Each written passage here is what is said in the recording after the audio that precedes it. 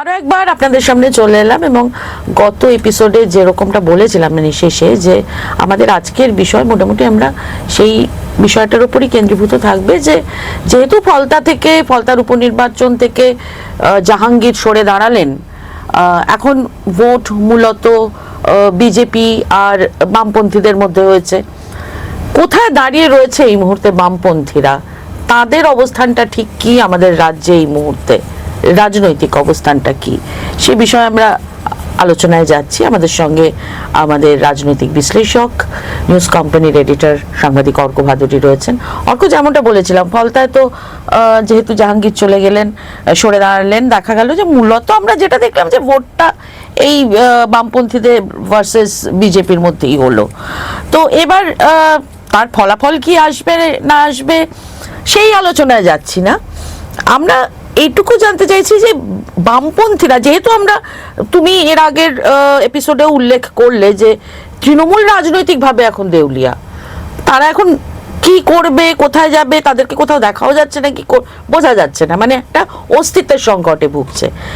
বামপন্থীরা কি ওই জায়গাটা নেবে? বামপন্থীরা কি মানে মূলতই, হ্যাঁ বিধানসভায় একটা আসন ঠিক আছে, কিন্তু তারা কি রাজ্যের রাজনীতিতে কোথাও গিয়ে একটা বিরোধীদের স্থান নিতে পারবে, সক্ষম হবে, কি মনে হয়?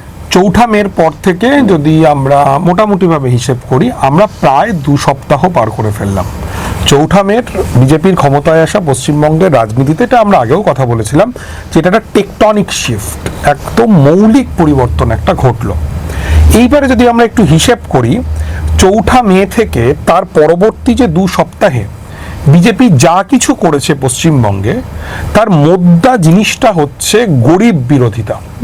বিজেপি গরিবের উল্টো দিকে দাঁড়িয়েছে। বিজেপি হকার উচ্ছেদ করেছে, মানে শিয়ালদহ স্টেশনে যে আমি 5 টাকা বা 10 টাকা দিয়ে যে চা খেয়ে আমি ট্রেনে উঠতে পারতাম, সেই সমস্ত হকারদেরকে বিজেপি উচ্ছেদ করে দিয়েছে। হাওড়া স্টেশনে একই রকম ঘটনা ঘটেছে, বিভিন্ন স্টেশনে একই রকম ঘটনা ঘটেছে। আমরা আগেও বলেছি, আবারও বলছি যে বিজেপির যে রাজনীতিটা, সেটা তো গরিবই হটানোর রাজনীতি নয়, সেটা হচ্ছে গরিব হটানোর রাজনীতি। এই যে হকার উচ্ছেদের বিরুদ্ধে কারা দাঁড়িয়েছেন বাংলায়? বামপন্থীরা দাঁড়িয়েছেন। বামপন্থীদের শ্রমিক সংগঠন, তারা তাদের যেটুকু শক্তি রয়েছে, যা সাধ্য রয়েছে, তাই নিয়ে লাল পতাকা নিয়ে তারা এই উচ্ছেদ হওয়া হকারদের পাশে গিয়ে দাঁড়িয়েছেন। আমরা দেখলাম কসবা বিধানসভা কেন্দ্র, যেখানে দোর্দণ্ড প্রতাপ এমএলএর নাম হচ্ছে তৃণমূলের জাভেদ খান, বিপুল শক্তিশালী অমিত বিক্রম এমএলএ জাভেদ খান, তার বিধানসভায় বুলডোজার রাজ চলছে, বুলডোজার দিয়ে বাড়িঘর ভেঙে দেওয়া হচ্ছে। এবং সবচাইতে দুঃখের যে যখন আমি মেনে নিলাম সেই বাড়িগুলো বেআইনিভাবেই বানানো হয়েছিল, কিন্তু একটা বেআইনি কাজের প্রতিবাদ করতে যে কাজটা করা হলো সেটাও বেআইনি কাজ। সেটা কোর্ট অলরেডি বলে দিয়েছে যে যার বাড়ি ভাঙা হচ্ছে তাকে আত্মপক্ষ সমর্থনের সুযোগ দিতে হবে, এরকমভাবে বিনা নোটিশে বাড়ি ভাঙা যাবে না, ইত্যাদি ইত্যাদি। তো এই যে উদ্যত বুলডোজার, তার সামনে স্থগিতাদেশের যে নির্দেশ, সেই নির্দেশ নিয়ে কারা দাঁড়ালেন? বামপন্থীরা দাঁড়ালেন। জাভেদ খান কোথায়? আমরা দেখিনি, আমরা দেখতে পাইনি। ওইখানে তৃণমূলের সাংসদ, তিনি কোথায়? বুলডোজারের সামনে আমরা দেখতে পাইনি। প্রত্যেকটা ওয়ার্ডে আক্রান্ত, প্রত্যেকটা ওয়ার্ডে তৃণমূল কংগ্রেসের কাউন্সিলর, তারা কোথায়? আমরা তাদেরকে দেখতে পাইনি। বামপন্থীরা কিন্তু দাঁড়িয়েছেন। এইটা একটা খুব ইন্টারেস্টিং যে বামপন্থীরা কিন্তু এই মুহূর্তে পশ্চিমবঙ্গ বিধানসভার তৃতীয় শক্তিও নন। সবচাইতে বড় শক্তি বিজেপি, দ্বিতীয় বড় শক্তি হচ্ছে তৃণমূল কংগ্রেস, তৃতীয় বড় শক্তি কংগ্রেস, তাদের 2 এমএলএ, বামপন্থীরা চতুর্থ শক্তি যুগ্মভাবে আইএসএফ এর সঙ্গে। কিন্তু গত 2 সপ্তাহে পশ্চিমবঙ্গে বিরোধী রাজনীতির যে পরিসর, সেই পরিসরটা যেটুকু আমরা দেখতে পাচ্ছি, আমরা কিন্তু বামপন্থীদেরকে দেখতে পাচ্ছি। শতরূপ ঘোষ, সিপিএম এর নেতা, তিনি প্রচুর, তাকে ট্রোল করা হয় যে তিনি হারের হ্যাট্রিক করেছেন কসবা বিধানসভায় দাঁড়িয়ে। ট্রোল তো করা তো জায়েজ, সত্যি তো তিনি 3 বার হেরেছেন। সেই শতরূপ ঘোষ, আমরা দেখলাম তিনি কিন্তু ছুটে যাচ্ছেন। তিনি ছুটে যাচ্ছেন কাকে নিয়ে? তার সঙ্গে দীপু দাস রয়েছেন। শতরূপের মতো বা আফরিনের মতো অত জনপ্রিয় মুখ নন। সেই দীপু দাস কসবারই একটি ওয়ার্ডের কাউন্সিলর ছিলেন, এবারে তিনি কসবা কেন্দ্রে সিপিএম এর হয়ে দাঁড়িয়ে বিচ্ছিরিভাবে হেরে গিয়েছেন। তারা গিয়ে আক্রান্ত মানুষের পাশে গিয়ে তারা দাঁড়িয়েছেন। গার্গী চ্যাটার্জি নৈহাটির যে line, main line, Sealdah main লাইনে তিনি কাজ করেন, সিআইটিইউ নেত্রী গার্গী চ্যাটার্জি, তিনি কখনো লোকসভা ভোটে দাঁড়ান, হারেন, কখনো বিধানসভা ভোটে দাঁড়ান, হারেন। কিন্তু আমরা দেখছি যখন এই যে হকার উচ্ছেদ হচ্ছে, সম্ভবত বিরাটি স্টেশনে আমি দেখলাম, সেখানে আমি গিয়ে গার্গী চট্টোপাধ্যায়কে দেখতে পাচ্ছি, তিনি গিয়ে হকার উচ্ছেদের বিরুদ্ধে তিনি মিছিল করছেন। এই যে বুলডোজার রাজ কায়েম হয়েছে, এর বিরুদ্ধে আমি দেখলাম যে বিভিন্ন জায়গায় সিপিআইএম তো বটেই, সিপিআইএম ছাড়া অন্যান্য বামপন্থী দল তারা প্রতিবাদ করছে, তারা মিছিল করছে। কলকাতা বিশ্ববিদ্যালয়ের কলেজ স্ট্রিট ক্যাম্পাসে আমি দেখলাম এআইডিএস ও ছাত্র সংগঠন তারা বিজেপি সরকারের যে নয়া শিক্ষানীতি তার বিরুদ্ধে আন্দোলন করলো, এবিভিপি তাদেরকে মারলো। রাজাবাজার ক্যাম্পাসে দেখলাম এসএফআই এর ছাত্ররা তাদের সঙ্গে বিজেপির লড়াই হচ্ছে। তৃণমূলকে কোথাও দেখা যাচ্ছে, কোথাও দেখা যাচ্ছে না। কাজেই বামপন্থীদের সামনে ফলতার এই উপনির্বাচন এবং সার্বিকভাবে রাজ্যের যে রাজনৈতিক পরিস্থিতি, সেটা একটা অদ্ভুত সুযোগ করে দিয়েছে। এটাকে হয়তো খানিকটা বলা যেতে পারে সময়ের আশীর্বাদ, কিন্তু আশীর্বাদ গ্রহণ করতেও তো যোগ্য হতে হয়, যেমন ভালোবাসা গ্রহণ করতে যোগ্য হতে হয়। বামপন্থীরা সেই যোগ্যতার প্রমাণ দেবেন কিনা সেটা আমরা আগামীতে বুঝতে পারবো। তবে এই 2 সপ্তাহে বামপন্থীরা যেরকম ভাবে রাস্তায় নেমে এই যে বিজেপির নতুন যে সরকার তার বিরোধিতা করছেন, এটা অত্যন্ত আশাপ্রদ।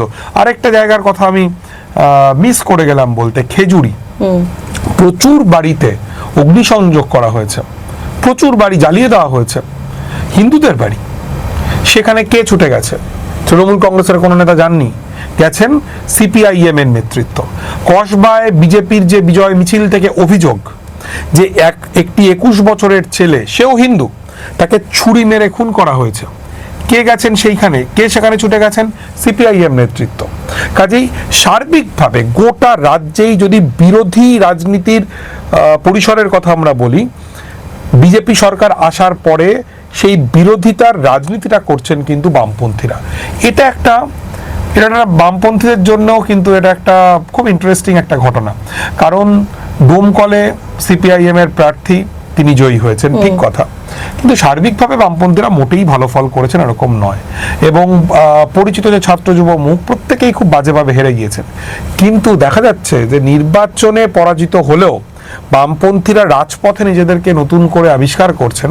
এবং আমার ব্যক্তিগতভাবে মনে হয় যে বামপন্থার পুনরুজ্জীবনের, নতুন করে বামপন্থার রাজনীতিতে প্রাণ সঞ্চার করবার একমাত্র ওষুধ হচ্ছে রাজপথে থাকা। বামপন্থীরা ওষুধটা ঠিক চিনেছেন। অর্থাৎ ওই সংসদ কেন্দ্রিক রাজনীতির বাইরে পথে নেমে রাজনীতি, এটাই যে মূল মন্ত্র হতে পারে, এটা বামপন্থীরা বুঝে গেছে। ধরো আমরা যদি একটু ইতিহাসের দিকে যাই, তাহলে আমরা কি দেখব? 1947 সালে দেশভাগ হলো, ভারত স্বাধীন হলো এবং কংগ্রেস পশ্চিমবঙ্গের ক্ষমতায় আসীন হলো। কংগ্রেসের শাসন ছিল টানা 20 বছর। এই যে 20 বছরের দীর্ঘ কংগ্রেস সরকার, এর বিরুদ্ধে বাংলার কিন্তু সেই সুযোগ ছিল, যেহেতু আমরা ধর্মের ভিত্তিতে দেশভাগ হয়েছে, বাংলায় কিন্তু সুযোগ ছিল জনসংঘের রাজনীতি শক্তিশালী হওয়ার, বাংলায় সুযোগ ছিল হিন্দু মহাসভার রাজনীতি শক্তিশালী হওয়ার। কারণ লক্ষ লক্ষ মানুষ পূর্ব বাংলা থেকে চলে আসতে বাধ্য হলেন, সমস্ত ভিটে মাটি ছেড়ে তারা এইবার বাংলায় চলে এলেন। কিন্তু সেই মানুষগুলো এখানে এসে তাদের স্বাভাবিক পছন্দ যা হওয়া উচিত ছিল, জনসংঘ বা হিন্দু মহাসভা, তারা কিন্তু সেই রাজনীতির দিকে গেলেন না। তারা করলেন ইউসিআরসি, তারা ধরলেন লাল পতাকা, তারা করলেন কমিউনিস্ট পার্টি, করলেন আরএসপি। তার কারণটা কি? তার কারণ হচ্ছে বামপন্থীরা নির্বাচনে হারতো, কিন্তু মানুষের অধিকার আদায়ের রাজনীতি করত। এই যে বিস্তীর্ণ জুটমিল এলাকা, যে জুটমিল এলাকা এখন অর্জুন সিং এর এলাকা, সেই এলাকায় রাজনীতি করেছেন বামপন্থী ট্রেড ইউনিয়ন কর্মীরা, মোহাম্মদ ইসমাইলরা রাজনীতি করেছেন, মোহাম্মদ আমিনরা তারা রাজনীতি করেছেন। এরকমও শোনা যেত শ্রমিক মহল্লায় একটা সময় পর্যন্ত আন্দোলনের জন্য লাল ঝান্ডা, ভোটের সময় তেরঙ্গা ঝান্ডা। কিন্তু বামপন্থীরা তা সত্ত্বেও কিন্তু ভোটের কথা না ভেবে তারা আন্দোলন করে গেছেন। শিক্ষক আন্দোলন করেছেন বামপন্থীরা, ভোটে যেতেননি। 59 সাল গোটা পশ্চিমবাংলায় চূড়ান্ত খাদ্য সংকট, ভয়ঙ্কর খাদ্য সংকট। তার বিরুদ্ধে বামপন্থীরা ঐক্যবদ্ধভাবে দুর্ভিক্ষ প্রতিরোধ কমিটি তৈরি করলেন। 31শে আগস্ট 1959 এই যে ধর্মতলার এই গোটা চত্বর লালে লাল হয়ে গেল। সরকারি হিসেবে 80 জন, বেসরকারি হিসেবে 200 জন মানুষ মারা গেলেন। খাদ্য আন্দোলন, ঐতিহাসিক খাদ্য আন্দোলন বামপন্থীরা করেছেন। ভোটে জিতলেন না 62 সালে, এত মানুষ প্রাণ দিলেন 59-এ, 62 সালে আবার তারা ভোটে হেরে গেলেন। তখন চীন ভারত যুদ্ধ হচ্ছে, কলেজ স্ট্রিটে কমিউনিস্টদের বই পড়ানো হচ্ছে, কমিউনিস্ট পার্টি 64 সালে দুটুকরো হয়ে গেল। বামপন্থীরা আবার রাজপথে আন্দোলন করলেন 66 সালে, দ্বিতীয় খাদ্য আন্দোলন। আনন্দ হাইত শহীদ হলেন, নুরুল ইসলাম শহীদ হলেন। সেখান থেকে আমরা দেখলাম 67 সালে ঐক্যবদ্ধ হতে পারলেন না বামপন্থীরা, অনৈক্য হলো। এক ফ্রন্টে সিপিআই আর এক ফ্রন্টে সিপিএম। কিন্তু নির্বাচনের ফলাফল দেখালো যে কংগ্রেসকে মানুষ প্রত্যাখ্যান করেছেন, বামপন্থীদেরকে ভোট দিয়েছেন। আন্দোলনের ঢেউয়ে ভেসে গিয়ে বামপন্থীদের নৌকো সরকার গঠন করতে পারলো 67 সালে প্রথম যুক্তফ্রন্ট সরকার। এবং তারপরেও তুমি যদি দেখো 77 সালেও যখন বামপন্থীরা ক্ষমতায় এলেন, সেটাও কিন্তু এই যে সুদীর্ঘ গণ আন্দোলনের রাস্তায়। কাজেই বামপন্থার রাজনীতি তো দক্ষিণপন্থীদের মতো করে হবে না। বামপন্থার রাজনীতিকে যদি চ্যাম্পিয়ন করাতে হয়, বামপন্থার রাজনীতি যদি সফল হতে হয়, সংসদীয়ভাবেই সফল হতে হয়, তাহলে রাজপথের রাজনীতি শক্তিশালী করতে হবে। 2 সপ্তাহ খুব অল্প সময়, ভীষণ অল্প সময়। আমার কথা নয়, বামপন্থীদেরই অনেকে বলেন যে 34 বছরের মেদ, সেই মেদ ঝরতে সময় লাগবে। এক্স্যাক্টলি। মানে এবার আমি আমার প্রশ্নটা শেষ করি, তখন প্রশ্নটা শেষ করতে দাওনি। সেটা হচ্ছে যে বামপন্থীদের তো একটা, বামপন্থীরা জনবিচ্ছিন্ন হয়ে গেছে। হ্যাঁ, এই 34 বছর শাসনকালে এরকম একটা অভিযোগ উঠেছিল যে বামপন্থীরা জনবিচ্ছিন্ন, যার ফলে মমতা ক্ষমতায় এলেন। ঠিক আছে, তো আমি যেটা প্রশ্নটা করছি, তবে কি এবার বামপন্থীরা অতীত থেকে শিক্ষা নিলেন? বামপন্থীরা যে জনবিচ্ছিন্ন হয়েছিলেন বলেই মমতা বন্দ্যোপাধ্যায়, অভিযোগ, আমি এটাই বারবার বলছি, এরকম একটা অভিযোগ তো ছিলই, আমরা শুনেছি। এবং এই অভিযোগের মধ্যে তো খানিকটা সারবত্তা আছেই, মানুষ তাদেরকে ভোট দেননি। এবং আমরা দেখলাম যে 2011 সালের নির্বাচনে পরাজিত হওয়ার পর 2016-তে ভালো লড়াই দেওয়া হলো, এবং তারপরে 18 সালে তৃণমূল কংগ্রেস ব্যাপক সন্ত্রাস চালালো, এবং তারপর থেকেই বামপন্থীদের যে ছেড়ে যাওয়া জমিটা, এইটা বিজেপি দখল করলো। এটা নিয়ে তো কোনো সংশয়ের অবকাশ নেই যে বামপন্থীদের শাসন যখন পশ্চিমবঙ্গে ছিল, তার বিরুদ্ধেও সমালোচনার প্রচুর জায়গা ছিল। এবং সমালোচনার একটা খুব গুরুত্বপূর্ণ জায়গা, যেটা হচ্ছে যে বামপন্থীরা বোধহয় অনেকটা বেশি প্রশাসন নির্ভর হয়ে পড়েছিলেন। এটা একটা ভয়ঙ্কর, যে বামপন্থীরা হাঁটেন সংগঠনের পায়ে, আর কিন্তু বামপন্থীরা হাঁটছিলেন প্রশাসনের ক্রাচে ভর করে। আমার এখনো মনে পড়ে পশ্চিমবঙ্গের কিংবদন্তি মুখ্যমন্ত্রী জ্যোতি বসু যখন জমি উচ্ছেদ নিয়ে ব্যাপক উত্তাল, জমি অধিগ্রহণের বিরুদ্ধে পশ্চিমবঙ্গ উত্তাল, জ্যোতিবাবুর সেই অমোঘ প্রশ্ন, কৃষক সভা কি করছিল।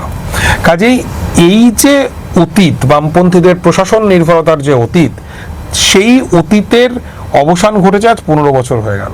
15টা বছর, মানে আজকে যে ছেলেটির 18 বছর বয়স, বা যার এমনকি 30 বছরও বয়স, 15 বছর আগে তার বয়স ছিল 15 বছর। কাজেই মানুষের যে স্মৃতিতে বাম আমলের স্মৃতি, সেটা ক্রমশ ধূসর হয়ে আসছে, এবং যার ফলে একটা নতুন জমি তৈরি হচ্ছে, যেই জমিতে নতুন সময়ের উপযোগী নতুন ধরনের বামপন্থার উত্থান ঘটতে পারে। যেই বামপন্থা অতীত থেকে শিখবে নির্মোহভাবে, যে বামপন্থা অতীতের দুর্দান্ত যে কাজগুলো, তেভাগা আন্দোলন অসাধারণ কাজ, তেলেঙ্গানা অসাধারণ কাজ, ভূমি সংস্কার দুর্দান্ত কাজ, সেগুলো থেকে যেমন শিখবে, তেমনি অতীতের যে খারাপ ব্যাগেজগুলোকেও সে ফেলে আসবে এবং নতুন সময়ের উপযোগী করে নিজেকে গড়ে তুলবে। 2 সপ্তাহ খুব অল্প সময়, ভীষণ অল্প সময়, কিন্তু বামপন্থীরা দৌড়চ্ছেন। দৌড়লে যে মেদ কম, এটা তো আমরা জানি। আপাতত আমাদের এইটুকুই, আজকের আলোচনা এখানেই আমরা থামালাম। তবে আমরা আবারও অন্যান্য বিভিন্ন বিষয় নজর তো রাখছি, এবং সেই নিয়ে আলোচনায় আমরা দুজনে আবার হাজির হব আপনাদের সামনে। আপনারাও আমাদের সঙ্গে থাকুন।